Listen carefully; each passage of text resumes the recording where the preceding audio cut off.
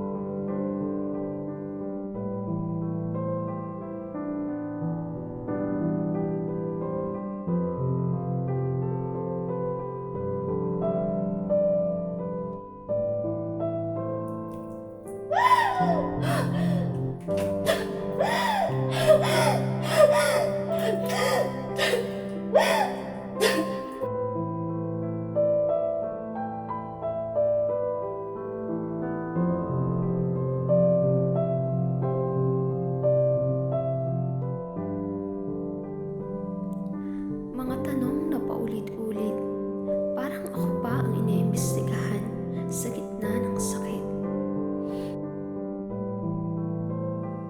May ebidensya ka ba? Anong suot mo? Mahaba o maiksi ba? Lumabad ka ba? Kusa ka lang ng paa. Ang takot na hindi ko mapatunayan dahil hindi sapat ang salita kung walang kalinaw. Bakit kailangan pang patunayan para paniwalaan? Bakit ang sugat ko kailangan pang ipaliwanag? Bakit ang kwento ko parang kasong nililitis na para bang ako ang dapat magbigay ng definisyon sa sakit?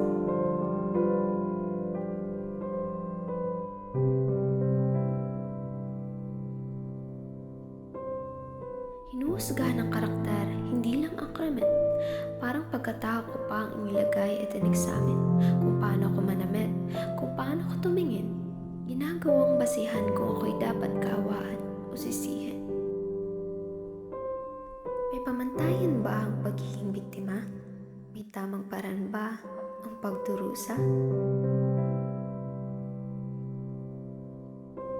Ang sistema ng hustisya hindi laging patas, lalo na kung ang biktima ang unang hinuhusgahan agad-agad.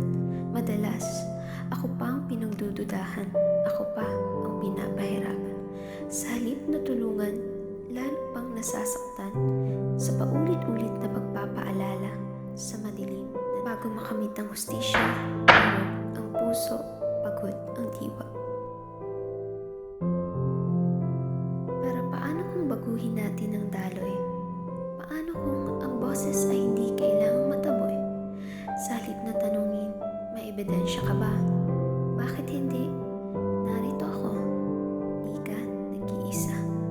Dahil ang boses ng biktima ay hindi kahinaan. Ito ay tapang na lumalaban sa katahimikan. Akala ko, tapos na.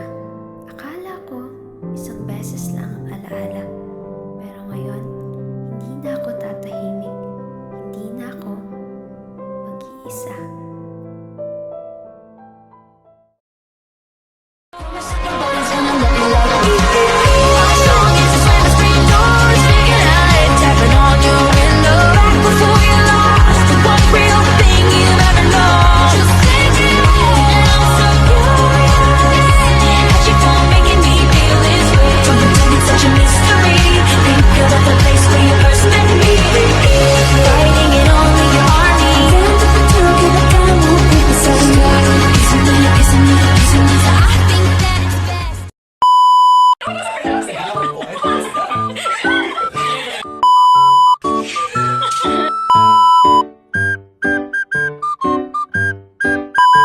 Anong suot mo? Maiksi mo.